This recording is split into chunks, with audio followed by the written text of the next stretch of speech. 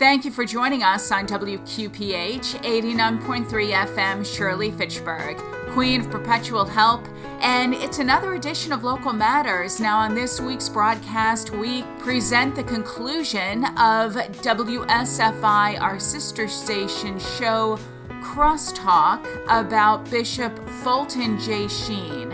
A special thank you to Angela Tomlinson for producing this broadcast. Welcome back to Crosstalk. I'm your host, Charlie Johnston. With me today is Dr. Peter Howard, the founder and president of the Fulton Sheen Institute. And we're talking about the man who once was known as America's bishop and whose cause for canonization is up right now, but has been inexplicably paused. He said things with such simple clarity and power. One of my favorite statements from him, which is very appropriate right now: the refusal to take sides on great moral issues is itself a decision. It is a silent acquiescence to evil. The tragedy of our time is that those who still believe in honesty lack fire and conviction, while those who believe in dishonesty are full of passionate conviction. You know, that is something that you can, and a shorter, pithier thing, if you do not live what you believe, you will end up believing what you live. Doesn't that just strike the right note? That's it. I had that queued up too, Charlie, if you didn't say that, because that's what it is.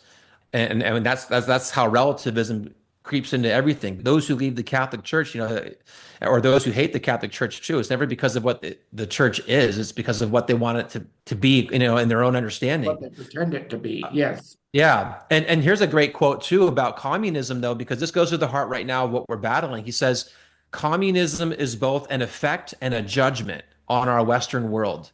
An effect because it was born of our unfulfilled Christian duties, our abandonment of the Father's house in favor of materialism. A judgment because it reveals how wrong has been our thinking, how evil have been our deeds.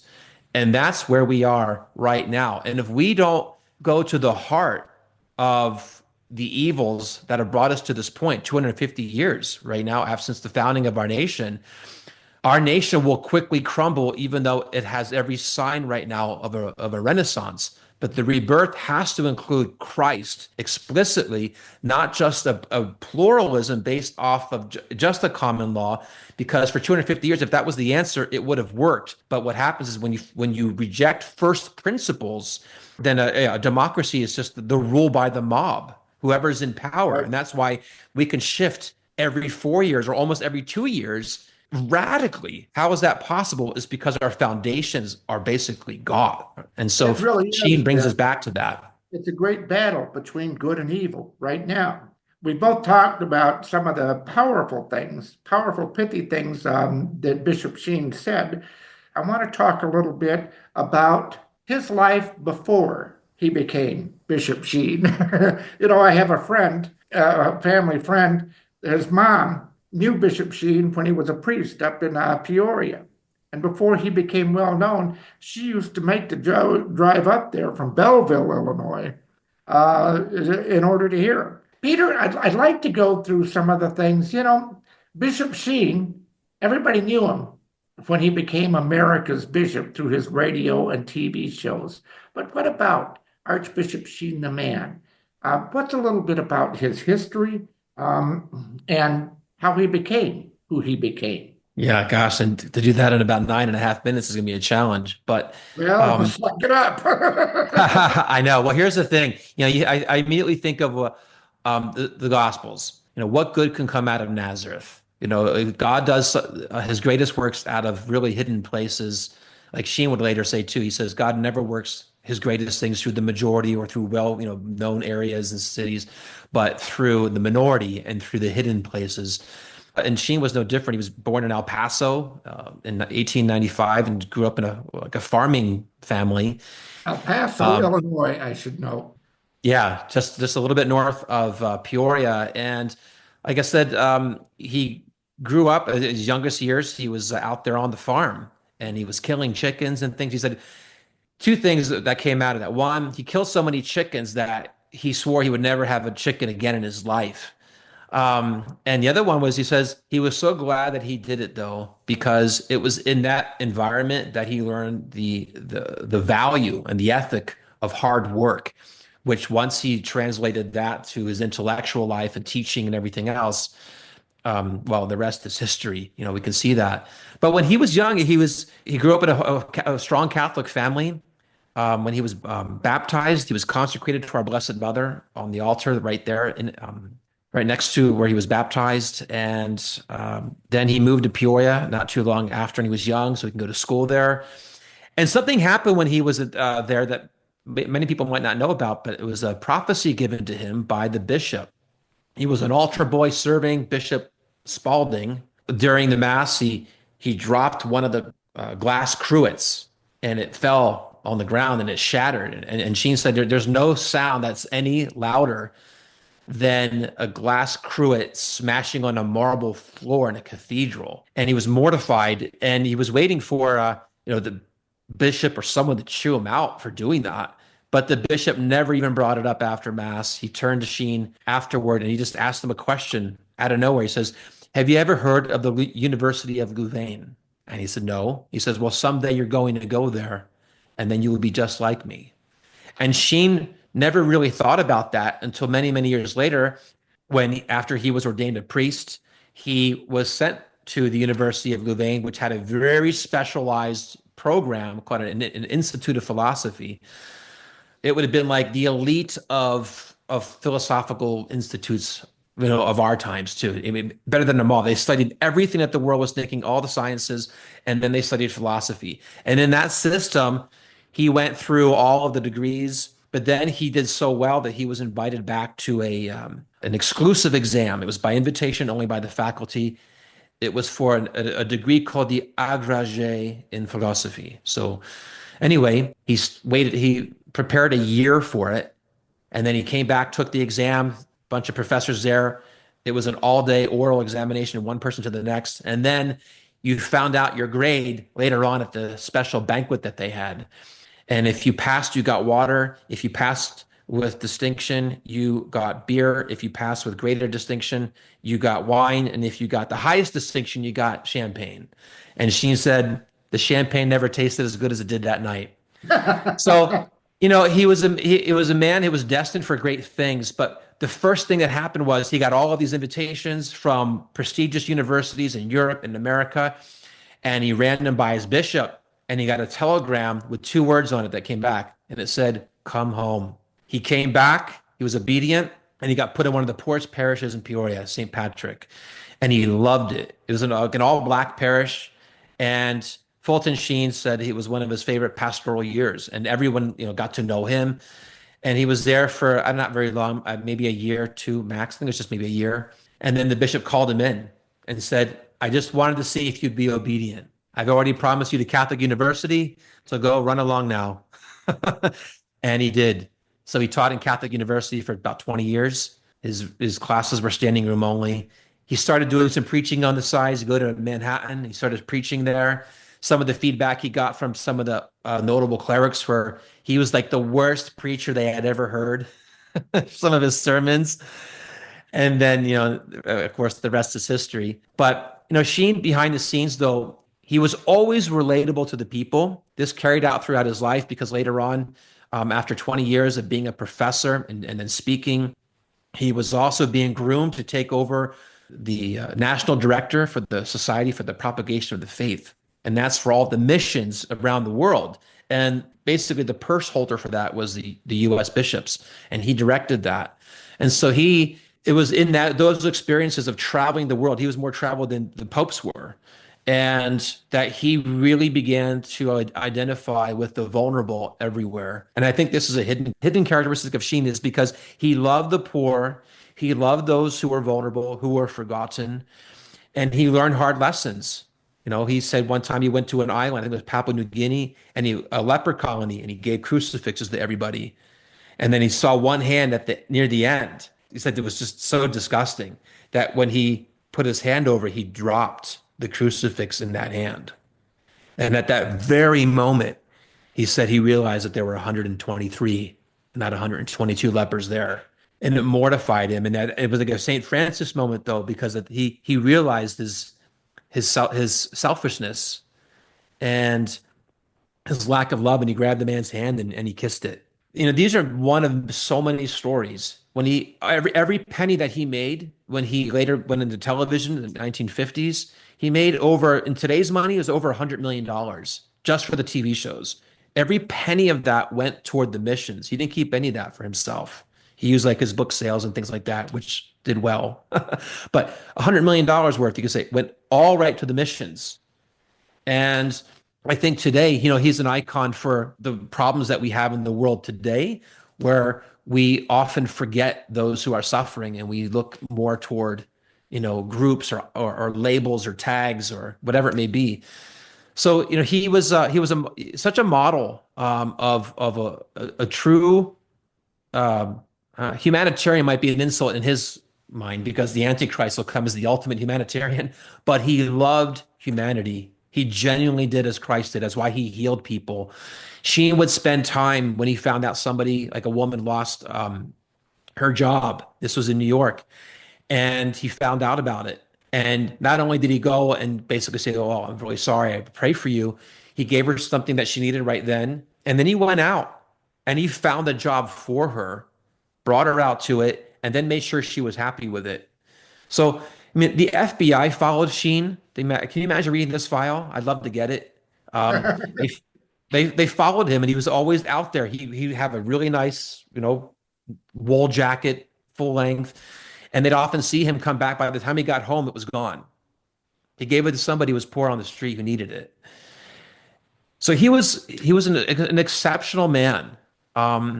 And I think that's what sets him out too, because we've got a lot of intellectuals and people say, "Oh yeah, this person's like another Sheen," and I'm like, "Don't use that. Sorry, like you have to be like this is the Sheen. It's all of this together and a very heroic prayer life, from a man who offered sacrifices to save souls that were really, really difficult sacrifices. But he said every soul has its price.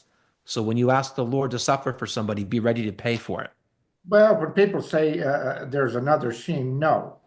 God only makes custom work, and he makes the work for the time. Bishop Sheen was a man for his times, but he's also, his thought is for our time as well.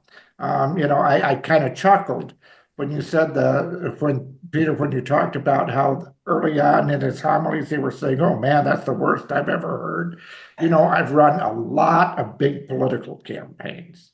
The best speaker I ever dealt with, the first 3 times he spoke before a large audience, I thought, "Oh my goodness, have we made a mistake?" Because he was the worst. It's not just where you're at. What's your trajectory and room for growth? And certainly with Bishop Sheen, he ordained to the priesthood in 1919. By 1923, he was one of the most renowned theologians on the planet.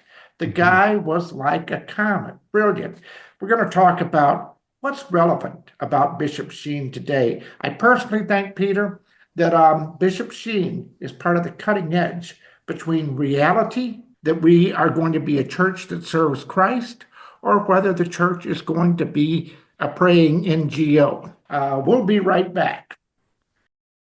Welcome back. This is Crosstalk. I'm your host, Charlie Johnston. Our guest today, Dr. Peter Howard, founder and president of the Fulton Sheen Institute, a great man who was America's bishop. Well, that was his informal title because of the brilliant theology he spoke in such a down-to-earth way on radio and TV. The middle part of the last century, Bishop Sheen was the stuff. So anyway, we were going to talk about why his thought is relevant today, but first you had a childhood story you wanted to tell about him, Peter.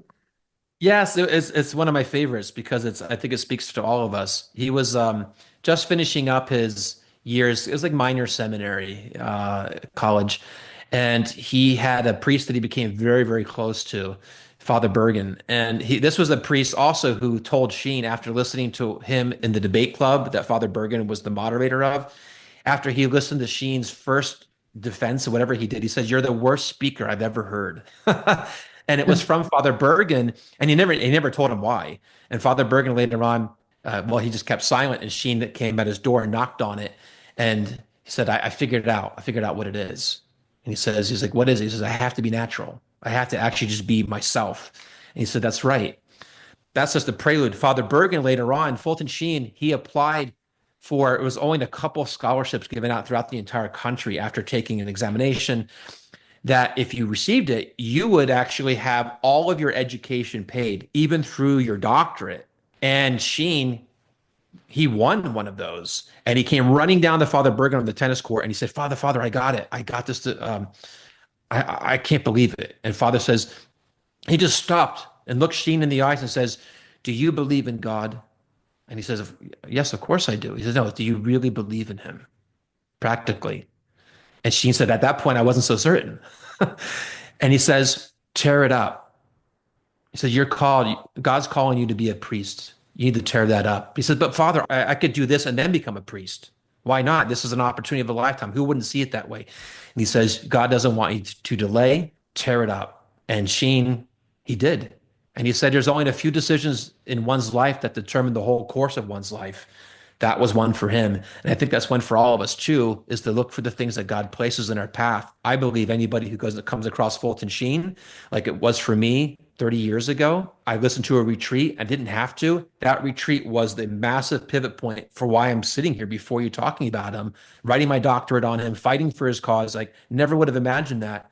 So it's a great lesson in that as well. But let's talk about his relevance too now. I think with America, one of the things that I wanted to say earlier, but I think it's a good time now, when we're trying to find our soul. We're at a moment in this country. This is America 2.0. We're not going backward. And Fulton Sheen says, and we never want to do that. He said, if we went backward and wanted to restore the things that we had, he says, those are the things that brought us to the disaster where we are. And that made the kinds of tyrants and dictators that have ruled the world and brought all these evil philosophies in. We're at a refounding of our country. And he has a really powerful quote. He says, I always call Fulton Sheen, he's the true patriot. He's the Catholic patriot. And patriotism has a connection, in Latin to the word father. So that's why a country is often referred to as a fatherland. But Sheen reminds us that Jesus uses the word father in two ways, the one of the our father and one who is the father of lies. And that's the ultimate choice that a nation is going to make. So Sheen says, the measure of true patriotism is whether its citizens know and live as brothers in Christ or comrades in Antichrist. And that is the decision that our nation right now needs to make, not 3 years down the line, not after hopefully the IRS is abolished and all Federal Reserve is abolished, all these kinds of things. Like economics and those things are not going to give the answer to what is fundamental to the heart and soul of a country. And this is where Sheen comes in. This is a man who wrote over 60 books, about 63, thousands of articles. Everything he's done is accessible. And what he did during all of that time was to literally represent to a Western culture that has abandoned God, the Christian philosophy of life as the only philosophy that brings forth a life that's worth living. It answers every question that we have. It saves us where we need to be saved from our sin, from our brokenness. And Sheen, he was a brilliant, even psychologist, you can say. A lot of his books, some of his most famous ones were Way to Happiness, as one of his big ones. Peace of Soul. These are ones where he does take the good things that we've been learning about human psychology. Because right now we're psychologically really messed up. Really messed up. And most of the problems are at that level that then lead to an immoral life. Because if we don't know the ends of life, then we mess up the means of life. So, Sheen was very prophetic. He said that there was an evangelization to come that he wished so much to be a part of, that goes beyond radio, goes beyond television. He said he called it the anthropological approach. And he said this is a approach to evangelization is exactly like the word sounds, a study of man. And here we are right now just casting off by executive orders declaring that there's only two genders. I mean, we've gone way past the cliff of insanity, if I can quote The Princess Bride. I mean, we're so gone. And even G.K. Chesterton said, the time is coming where people will lose their heads by saying 2 + 2 = 4 and the grass is green. Sheen is the clarion call, and he actually equips us, gives us the blueprint of literally how to remake man from inside out on every single level. And you can see why Satan would hate that, because his number one thing is to destroy the image of God in man. And Sheen said there's only three options. The revolution is whether man is a tool of the state, which is what Marx taught and communism teaches, or whether man is just an animal, which is what Darwin taught and all the cultural Marxists of our time and social Darwinists of our time today. And Sheen said that's where most Americans actually reside. Too many Americans believe that. Or three, that man is made in the image and likeness of God. When we do that, then we can have true peace. I mean, look at the guy, and this is amazing. He was talking about providence stamped into the being of somebody. His original name was Peter, so I take pride in that. But Peter Sheen. But when he was young, he took on his maternal grandfather's name, Fulton. But Fulton and Sheen are two Irish words, Irish Gaelic. Fulton means war and Sheen means peace. There's not a man out there who understands what the war is and how do we obtain the peace. Then Sheen, I don't know who is. And everything in his life expels it out and makes it simple. The message of Fatima. You want to reconquer the world? Start living the message of Fatima. Pray the rosary every day. Adoration of the Blessed Sacrament. Make a daily holy hour. He said everyone at a time of war especially should be making the daily holy hour, even if you're not Catholic. Protestants and Jews can make it at home, he says. The consecration to Mary. He was consecrated as a baby. When he became bishop, that was his episcopal motto. Da per matrum me venire. Grant that I may come to you through your mother, Lord. I mean, it's all right there. There's no secret. There's not like, we need a Sheen decoder. Just pick up a book, any book. I mean, I have things in front of me. You want to learn how to make an economic system that works, justice and charity. Sheen on the demonic just came out. These are the things that he exposes in a way that anyone can grasp what the problems and evils are. Peter, it seems to me, Peter, that we've fallen. In the last century, we've fallen for the devil's original temptation that we could be like God. We've become technological wizards and philosophical midgets, and we're pride in it. We know something's wrong. We're very shaken by it because Christianity created freedom, created for all. I mean, it created all the good things, and now we're in a mess. And everybody, so many people are miserable or scared that we're going to lose it. I think Bishop Sheen, one of his pithy sayings that really got to the heart of it. Before the sin, Satan assures us that it is of no consequence. After the sin, he persuades us that it is unforgivable. The despair that hangs over things. And now we're caught with a great new evangelization. That are we going to be the people of God, or are we going to continue to try to be our own gods? It is the difference between a downward spiral or whether we ascend up to the greatness that we're called to.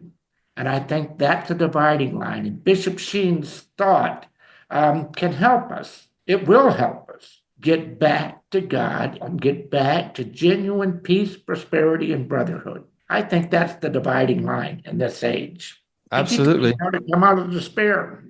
It is. And he says people don't even really care about what the church teaches in all of its glorious teachings because they're so wounded inside. He says, you go to where they're wounded and you fix that, then they'll be ready. He gave a story of a woman who he met who freaked out after she was listening to his recordings about the sacraments and she heard confession and she went ballistic.